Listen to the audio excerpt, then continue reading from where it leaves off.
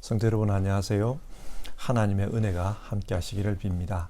오늘도 예배하실 때 하나님께서 우리 모두를 진리의 삶으로 인도해 주셨으면 좋겠습니다.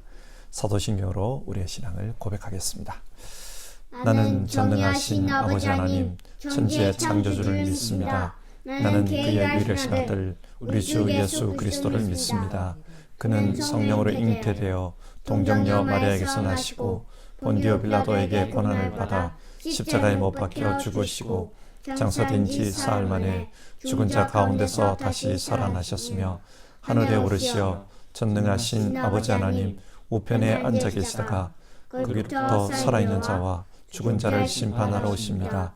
나는 성령을 믿으며 거룩한 공교회와 성도의 교제와 죄를 용서받는 것과 몸의 부활과 영생을 믿습니다. 아멘. 찬송가 438장입니다. 옛날 찬송가로는 495장 내 영혼이 은총 입어 1절 부르겠습니다.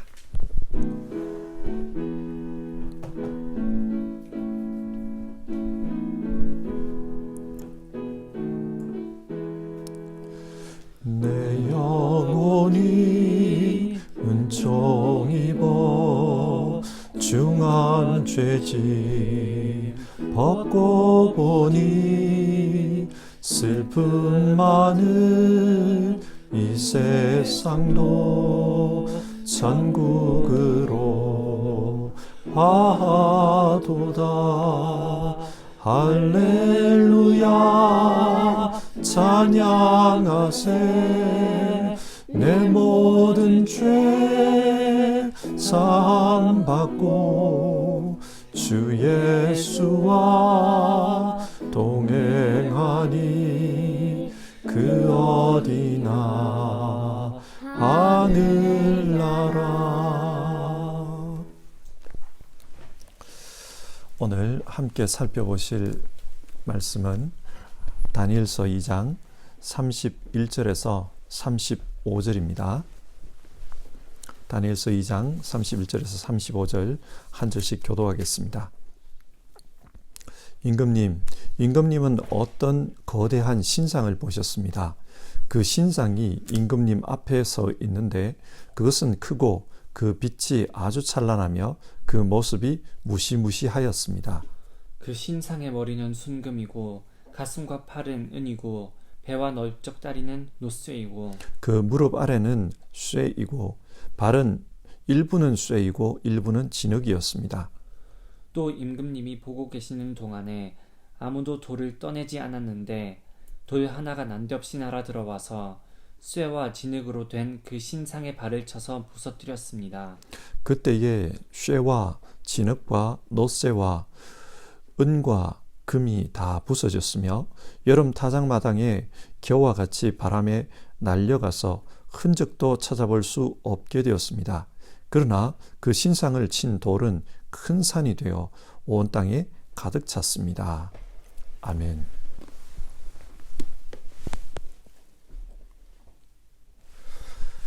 다니엘서는 바벨론의 포로로 끌려간 네 젊은이의 이야기로 시작합니다. 그리고 다니엘은 평생 이방 땅 바벨론에서 살아갑니다. 그러니까 다니엘서는 고향을 떠나 디아스포라의 삶을 살았던 신앙인의 이야기입니다. 성경에는 이처럼 고향을 떠난 나그네들의 이야기가 많이 나옵니다. 예를 들어 믿음의 조상 아브라함과 이삭과 야곱, 또 요셉을 보십시오. 그리고 모세도 광야를 떠도는 나그네였습니다. 그러면 신약은 어떻습니까? 초대교회 당시 박해로 말미암아 흩어진 그리스도인들이 복음을 전합니다. 그리고 이방 땅에 흩어진 그 그리스도인들에게 보내진 편지가 오늘날 성경이 되었습니다. 이처럼 성경에는 나그네의 삶을 배경으로 하는 말씀이 참 많습니다. 그래서 이민자로 살아가는 우리에게는 성경 말씀이 좀 더 특별하게 다가옵니다. 여러분, 하나님은 왜 나그네의 삶을 통해 자신의 말씀을 계시하실까요? 히브리서 11장은 하나님을 믿는 사람들은 하늘 본향을 동경하는 나그네라고 합니다. 그리스도인은 이 땅이 아니라 하나님 나라를 소망하며 살아가기 때문에 하나님은 그 나그네로 산 사람들을 통해 자신의 뜻을 계시하는 것을 좋아하십니다. 그러면 이 땅에서 오늘도 영적인 나그네로 살아가는 우리는 이 땅의 삶을 어떻게 살아야 할까요? 다니엘서는 디아스포라 신앙인들을 통해 이 땅에서 하나님의 사람들은 어떻게 살아야 하는가, 그것에 대해 말씀하고 있습니다. 다니엘서 2장의 시간적인 배경은 느부갓네살이 왕위에 오른 지 얼마 되지 않았을 때입니다. 느부갓네살은 신바벨론 제국의 제2대 왕입니다. 이 사람은 아수르를 무너뜨리고 메소포타미아 지역의 패권을 장악했습니다. 그리고 세력을 확장해서 이집트를 무너뜨리고 뿐만 아니라 유다를 비롯한 팔레스타인의 모든 나라들을 정복합니다. 성경의 예루살렘은 이 느부갓네살 때에 무너졌습니다. 사실상 바벨론 제국의 전성기는 느부갓네살이 다스리던 그 42년간이었습니다. 자, 이렇게 나라를 정복하고 세계를 다스리는 사람이 되었으면 일반인들이 생각할 때 얼마나 좋았겠습니까? 그런데 그때 느부갓네살은 무서운 꿈을 꾸었다고 합니다. 얼마나 무서운 꿈이었는지 1절을 보면 마음이 답답해서 잠을 이루지 못했다, 그렇게 말씀합니다. 대제국을 이루고 세상의 1인자가 되었는데 왜 이런 악몽에 시달리면서 살아가는 것일까요? 29절을 보면 이런 말씀이 나옵니다. 임금님이 잠자리에 드셔서 앞날의 일을 생각하고 계실 때에 비밀을 밝히시는 분께서 임금님께 앞으로 일어날 일을 알려주신 것입니다. 지금 다니엘이 느부갓네살의 꿈을 해석하면서 이 꿈은 앞날의 일을 생각하고 계실 때에 하나님이 주신 계시다, 그 이야기를 합니다. 무슨 말입니까? 느부갓네살은 잠자리에서도 앞날의 일을 생각하고 있었던 것입니다. 일반적으로 꿈은 무의식의 세계가 드러나는 것이라고 하지 않습니까? 그러니까 이 사람은 세계를 정복하고 또 많은 경쟁자를 이기고 세상의 1인자가 되었습니다. 하지만 그의 마음은 불안했던 것입니다. 왜 불안할까요? 혹시 누가 나타나서 이 나라를 공격하는 것은 아닐까? 혹시 측근들 중에 이 권력을 부러워하는 사람들이 배신하지는 않을까? 심적으로 굉장히 불안했던 것입니다. 낮에는 파티가 열리고 저녁에는 주지 육림이 있는 그런 화려한 음식을 먹으면서 살았지만, 그러나 내면은 굉장히 불안했던 것입니다. 그런 가운데 하나님께서 이 사람을 통해 역사의 미래를 보여주십니다. 그런데 그 미래는 굉장히 끔찍했습니다. 그 끔찍한 꿈을 꾼 다음에 이 느부갓네살은 굉장히 예민하게 되었어요.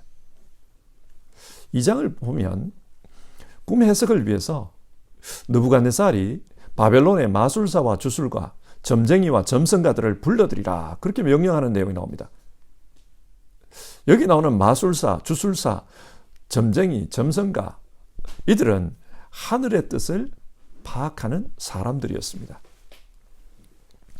중동 지역에는 왕은 하늘의 뜻을 깨달아 그 뜻을 이 땅에 실현하는 신의 대리자다, 그런 개념이 있었습니다. 그러니까 신의 대리자는 하늘의 뜻을 깨닫는 것이 중요합니다.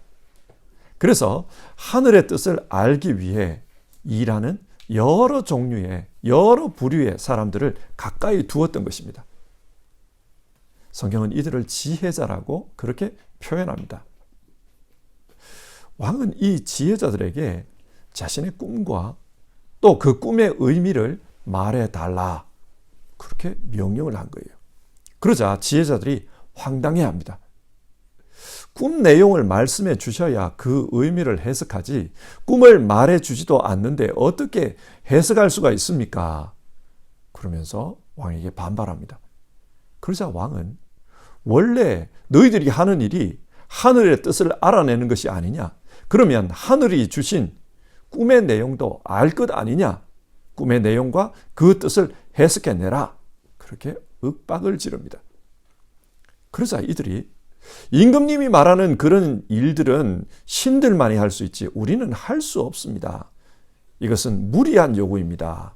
꿈의 내용을 말해 주십시오. 다시 한번 그런 요구를 합니다. 그러자 왕이 화를 내면서 바벨론 내에 있는 지혜자들을 모두 죽여버려라. 그렇게 공포해요. 왜 그렇습니까? 평소에는 하늘의 뜻을 알아서 왕에게 가르쳐준다. 그렇게 해놓고는 하늘의 뜻을 알아내봐라. 그러니까 그건 신이나 하는 일이다. 그렇게 말하는 거예요.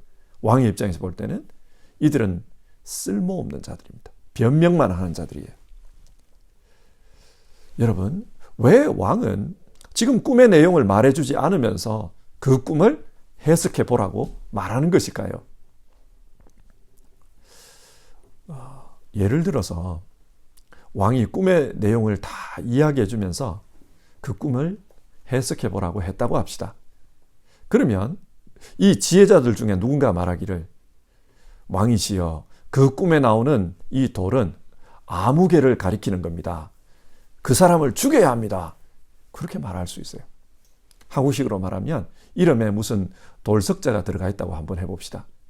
그 돌석자 들어가 있는 그 사람이 바로 그 돌입니다. 이러면서 그 사람 죽이라고 말하는 거예요. 그러면 이 왕국 내에 피바람이 불 수 있습니다. 이 지혜자라고 하는 사람들이 자신들의 정치적 정적을 제거하기 위해서 이 꿈을 가지고 장난칠 수 있습니다. 그런데 왕의 입장에서 이 꿈은 심상치 않은 꿈이에요. 굉장히 무섭고도 두려운 꿈입니다. 그래서 꿈을 말해주지 않습니다. 지혜자들이 장난치지 못하도록 꿈을 말해주지 않아요. 이걸 볼 때 느부갓네살 왕 초기는 굉장히 정치적으로 불안정할 때였고 또 예민한 그런 시기였습니다. 자, 이런 상황에서 왕의 명령을 수행하는 시위대 장관이 그 지혜자들을 죽이기 위해서 이제 났습니다. 다니엘과 그 친구들도 크게 보면 이 지혜자에 속하는 그런 부류의 사람들이었어요. 그래서 다니엘을 죽이기 위해서 시위대장이 찾아왔습니다. 그래서 다니엘이 묻습니다. 왜 이러십니까? 그러자 시위대장이 지금 왕궁에서 일어난 일을 설명합니다. 여차여차해서 이렇게 하는 거다. 다니엘이 이 시위대장에게 시간을 좀 주십시오. 그러면 내가 꿈과 그 꿈의 의미를 말씀드리겠습니다. 그 이야기를 해요. 다니엘이 왜 이런 이야기를 하는가? 1장을 보면 하나님께서 이 다니엘에게 꿈을 해석하는 능력을 주셨다. 그 말씀이 나와요. 다니엘은 하나님께서 자신에게 이 문제를 해결해 주실 것이다. 그 믿음이 있습니다. 그래서 하나님께 기도합니다. 그렇게 친구들과 함께 하나님께 기도한 결과 마침내 하나님으로부터 그 꿈의 내용과 또 의미를 전달받았습니다. 그래서 왕에게 그것을 해석해 줍니다. 그게 2장의 내용입니다. 자, 그러면 그 꿈이 어떤 내용인가? 31절에서 35절을 보면요. 왕이 어떤 거대한 신상을 보았다는 겁니다. 근데 그 신상이 좀 특이해요. 아주 무섭게 생긴 신상인데 좀 특이합니다. 그 신상의 머리는 순금으로 되어 있고 가슴과 팔은 은이었고 배와 넓적다리는 노쇠였으며 무릎 아래는 쇠와 진흙으로 되어 있었다. 그렇게 말해요. 그런데 그 신상에, 그 큰 신상에 다듬지 않은 한 돌이 날아와서 그 신상에 발을 때려버리더라는 거예요. 그래서 신상이 무너집니다. 그렇게 신상이 무너지자 신기하게도 그 신상의 흔적은 타작마당의 겨와 같이 사라져버리고 먼지로 사라져버리고 신상을 친 그 돌은 큰 산이 되어서 온 산에 가득하게 되었다. 그런 내용의 꿈이었습니다. 다니엘은 이 꿈이 무엇을 의미하는지 해석을 합니다. 이 꿈은 하나님께서 미래에 일어날 일을 말씀해 준 거라고 합니다. 자, 그러면 황금으로 된 그 머리는 누구인가? 느부갓네살 왕이라고 합니다. 느부갓네살 왕이 세운 바벨론입니다. 세상이 이 느부갓네살을 황금, 즉 존귀한 자로 여깁니다. 그런데 이 바벨론 제국이 사라진 다음에 그보다 못한 임금들이 나타나서 또 나라를 세우고 마지막에는 아주 강한, 쇠와 같이 강한, 그러나 흙과 혼합된 그런 나라가 존재하게 된다는 거예요. 그런데 그 나라에 돌이 날아와 가지고 때려버립니다. 다듬지 않은 돌이 날아와서 거기를 때려서 무너졌다는 거예요. 여기서 다듬지 않은 돌이 무엇을 의미하는가? 44절을 보면 하나님 나라를 의미합니다.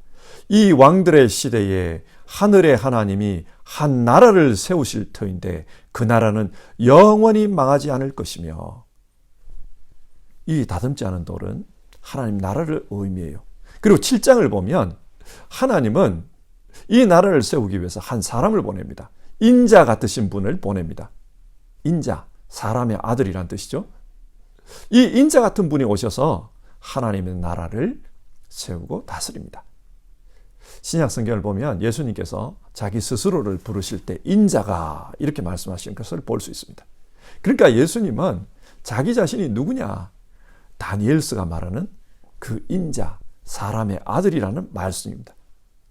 그 예수님의 나라가 세상 나라들을 무너뜨린다. 그것이 꿈의 내용입니다. 성경 주석을 읽어보면 이 신상을 이루는 나라들이 구체적으로 어느 나라인지 말하는 부분이 있는데, 어떤 주석에서는 금으로 된 머리 바벨론, 그 다음에 은 메데, 그 다음에 페르시아, 그리고 헬라 제국, 이렇게 해석을 합니다. 또 어떤 주석을 보면은 바벨론, 페르시아, 헬라 제국, 그리고 로마 제국이라고 해석합니다. 후자로 해석하는 이유는 예수님께서 이 로마 제국 때 태어나셨고 또 그리스도인들에 의해서 이 로마 제국이 사실상 무너지는 거지 않습니까? 기독교 국가가 되지 않습니까? 그래서 그렇게 해석을 해요. 그런데 오늘 신상에 나오는 이 나라가 구체적으로 어느 나라냐? 이건 중요치가 않아요. 이 나라는 분명히 인간이 만든 나라입니다. 인간이 만든 이 나라는 금과 은 같은 그 보물로 상징되는 부귀영화를 꿈꾸는 그런 나라입니다. 부귀영화를 이루기 위해서 어떤 일을 하는가? 어떤 나라는 노쇠로 전쟁을 하고 어떤 나라는 그보다 더 강한 쇠로 전쟁을 합니다. 그래서 세상을 짓밟습니다. 그 결과 진흙으로 된 나라들을 정복해서 자기 아래 복속을 시킵니다. 그런데 이 쇠와 진흙이 하나가 되지 않지 않습니까? 쇠와 진흙은 하나가 되지 않습니다. 정복자와 비정복자가 하나 되기는 쉽지 않습니다. 그래서 늘 보복이 있고 늘 싸웁니다. 인간이 다스리는 나라에는 이런 문제가 있습니다. 예수님 당시 로마를 보십시오. 로마는 군사력으로 세상을 정복했습니다. 그리고 힘으로 세금을 거두기 위해서 식민지 백성들을 짓누릅니다. 그래서 자기 자신들은 부귀영화를 누려요. 하지만 세상의 많은 민족들이 또 많은 사람들이 로마의 노예가 되어서 불행하게 살아갑니다. 이 사람들은 어떻게 하면 이 로마를 물리칠 수 있을까? 그 궁리를 해요. 그러다 보니까 세상 여기저기에서 반란이 일어나고 그 반란을 진압하기 위해서 로마는 또다시 군대를 보내가지고 짓밟습니다. 사람이 세운 나라는 이런 모습입니다. 자, 이런 세상에 하나님께서 인자를 보내십니다. 그런데 성경은 왜 이 인자가 세우는 나라를 다듬지 않은 돌로 묘사를 할까요? 성경에 다듬지 않은 돌은 구약 성경을 보면 믿음의 조상들이 하나님을 섬기기 위해서 제단을 쌓을 때 그때 다듬지 않은 돌을 사용합니다. 그러니까 다듬지 않은 돌이란 하나님을 섬기는 자를 가리킵니다. 하나님을 섬기는 하나님의 아들들을 상징하고 또 오실 예수님을 상징합니다.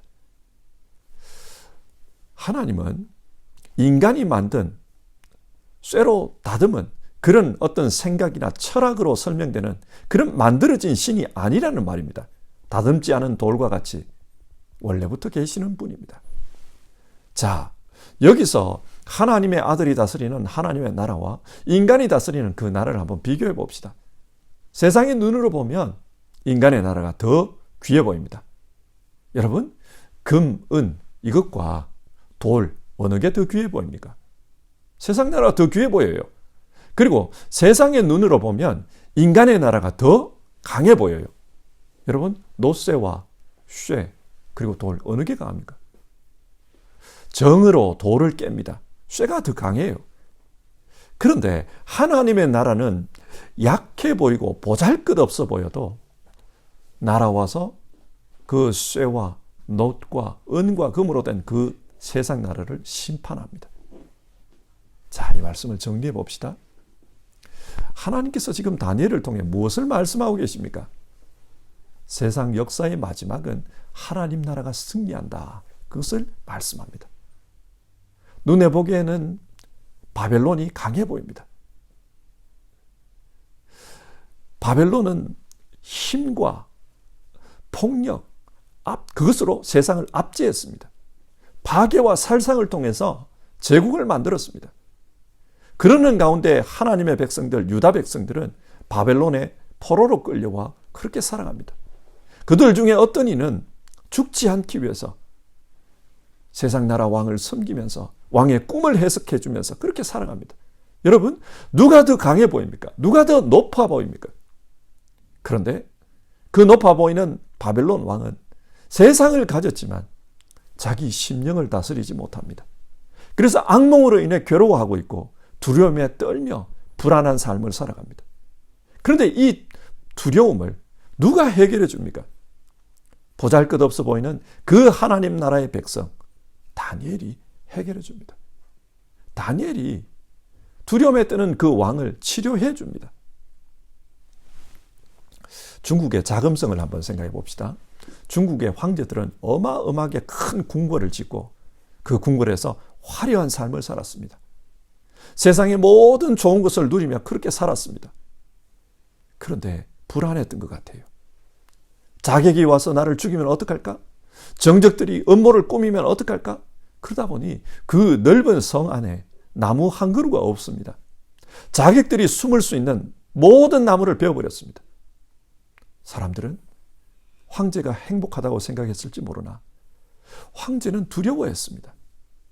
황제의 자리에 오르기 위해서 죽고 죽이는 일들을 사람들은 서슴지 않았지만 정작 황제는 두려워했습니다. 이것이 인간의 나라입니다. 더 많이 가지려고 하고 더 많이 누리려고 하고 그것을 위해 서로 싸우고 이긴 자가 차지하고 그렇게 차지하면 행복하다고 생각하는데 그러나 실상은 불안합니다. 하나님의 나라는 어떻습니까?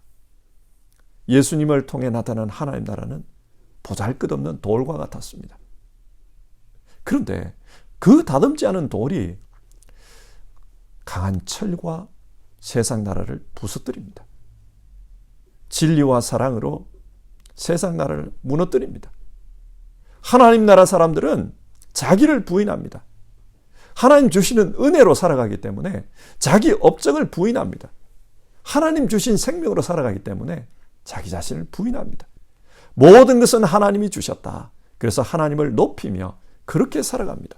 자기 부인의 영성을 가지고 그렇게 살아갑니다. 만약 이 세상에 하나님 나라가 이루어진다면 여러분 세상은 어떤 모습일까요? 가장 높은 분이 가장 낮은 자를 위해 자기 목숨을 내놓습니다. 가장 높은 분이 낮은 자를 섬기며 살아갑니다. 희생의 삶을 살아갑니다. 일생 동안 높은 분이 하시는 일은 섬기는 일이었습니다. 자, 이렇다면 누가 왕이 되기 위해서 쿠데타를 일으킬까요? 암살을 할까요? 누가 왕이 되기 위해서 서로 죽고 죽이는 그런 일을 할까요? 하나님 나라 사람들은 그리스도 예수님을 닮은 그런 영성으로 살아야 합니다. 그런 영성으로 살면 이 세상이 달라집니다. 오늘 말씀은 하나님의 백성들은 이 세상에서 어떻게 살아야 하나 그것을 묻습니다. 느부갓네살의 길을 따라갈 것인가? 예수 그리스도의 길을 따라가실 것인가? 어떻게 사는 것이 진짜 승리하는 것인가? 우리에게 그것을 묻습니다. 다니엘 당시의 유대인들은 하나님 백성이라고 하면서도 더 많이 가지고 더 많이 누리는 그 일에 집착했습니다. 그게 행복이라고 보았습니다. 그래서 하나님의 공의를 저버리고 말씀을 저버리고 약한 자들을 억압하며 그렇게 살았습니다. 그렇게 살다가 하나님으로부터 매를 맞은 겁니다. 하나님은 유다에게 더 크고 더 강한 바벨론을 보내서 유다가 가진 꿈이 얼마나 험한 것인지 그것을 깨닫게 하십니다. 성도 여러분, 우리 모두는 하나님 나라의 백성입니다. 하나님 나라 백성이기 때문에 예수 그리스도를 따라가야 합니다. 예수 그리스도의 길은 세상적으로 작아 보일 수 있고 약해 보일 수 있고 보잘것없이 여겨질 수 있습니다. 그러나 그 예수 그리스도의 나라가 마지막에는 이긴다. 성경은 그것을 말씀합니다. 이것을 믿기 때문에 오늘도 믿음을 가지고 살아갑시다. 그리고 오늘도 예수님을 따라서 살겠다. 그 결심을 하면서 오늘 하루를 살았으면 좋겠습니다. 예수님을 따르는 그 사람에게 하나님은 하나님 나라를 약속하셨습니다. 찬송하겠습니다. 438장 내 영혼이 은총 입어 우리 3절 부르고요. 같이 기도하겠습니다.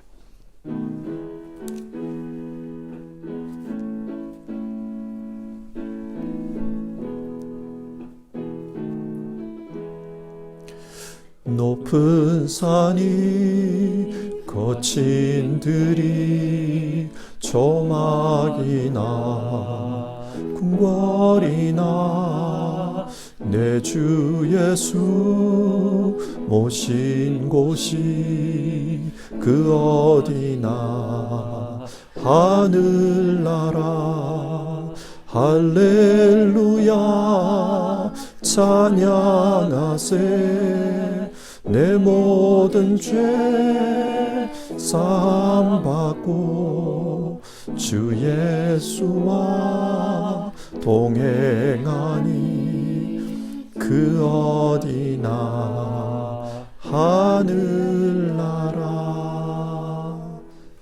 자, 오늘 말씀 생각하면서 기도합시다. 우리가 부른 찬송가처럼 내 주 예수 모신 곳이 그 어디나 하늘나라입니다. 이 세상 속에 살지만은 예수 그리스도의 길을 따라가는 그 사람은 하나님 나라의 삶을 살아가는 겁니다. 그래서 기도합시다. 하나님, 하나님 나라 사람으로서 예수 그리스도의 길을 따라갈 수 있도록 도와주시옵소서. 세상 사람들이 바라는 그런 것을 소망으로 삼지 않고 오늘 성경이 말하는 예수님의 길, 그것을 소망으로 삼고 살고 싶습니다. 나를 도와주시옵소서. 우리 그렇게 기도해 봅시다.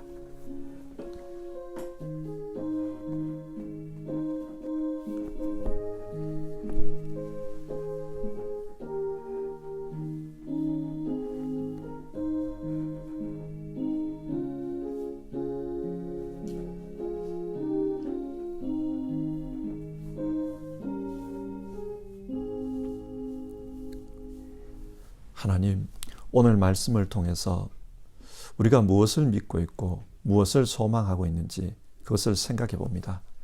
또 이 세상에서 우리는 어떻게 살아야 하는지 오늘 말씀을 통해 교훈을 얻습니다.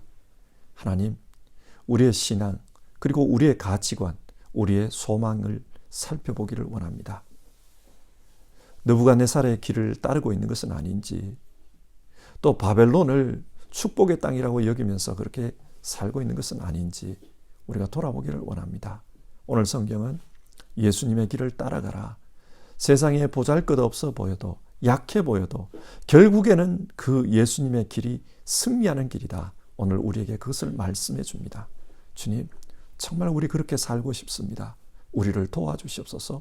정말 우리 하늘나라 소망 가지고 예수님 본받으며 비움의 영성으로, 낮아짐의 영성으로, 사랑의 영성으로 또 진리를 쫓아가는 그런 삶으로 살아갈 수 있도록 우리를 도와주시옵소서. 심령이 가난하게 되어서 하나님 나라를 소망하는 모든 성도님들 기억해 주시옵소서. 건강의 어려움, 세상적인 어려움, 또 이 땅에서의 많은 고난들을 통해 오직 하나님 나라를 소망하는 우리 성도님들 기억해 주시옵소서. 자기 삶의 한계를 느끼고 하나님 나라를 사모하는 이들을 기억해 주시옵소서. 믿음 안에서 하나님 나라를 내 인생의 목표로 세웠습니다. 그렇게 부르짖는 기도하는 주의 자녀들을 기억해 주시옵소서. 주님, 모든 이들 하나님 나라 백성으로 오늘도 예수 그리스도를 닮는 예수 그리스도의 영성으로 사는 그런 삶 살 수 있도록 우리 모두를 축복해 주시옵소서. 한 분 한 분 축복해 주옵소서. 예수님의 이름으로 기도드립니다. 아멘. 하늘에 계신 우리 아버지, 아버지의 이름을 거룩하게 하시며 아버지의 나라가 오게 하시며 아버지의 뜻이 하늘에서와 같이 땅에서도 이루어지게 하소서.